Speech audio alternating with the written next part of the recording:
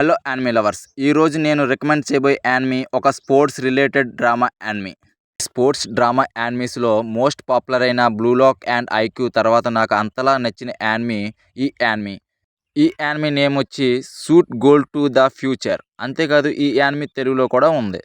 ఇదొక football gaming anime. ఈ anime అయితే చాలా ఎక్సలెంట్గా ఉంటుంది. ఈ యానిమీ స్టోరీ ప్లాట్ ఏమిటంటే, ఈ కథలో హీరో అయిన సుజీ తన చిన్నతనంలో తన ఫ్రెండ్తో కలిసి ఫుట్బాల్ గేమ్ అయితే చాలా బాగా ఆడుతూ ఉంటాడు. కానీ ఒకరోజు తన ఫ్రెండ్ అయితే సుజీకి చెప్పకుండా ఎక్కడికో వెళ్ళిపోతాడు. దాంతో సుజీకి బాధ అనిపించి ఫుట్బాల్ గేమ్ కూడా సరిగ్గా ఆడలేకపోతూ ఉంటాడు. ఇంకా ఫుట్బాల్ గేమ్ కూడా ఆపేద్దామని అనుకుంటాడు.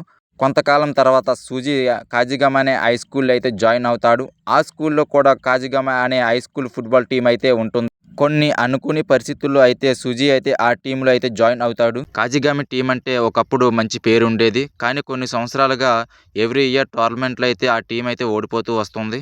దాంతో కాజిగామి టీంని లూజర్ టీం అని పిలిచేవారు అందరూ కూడా.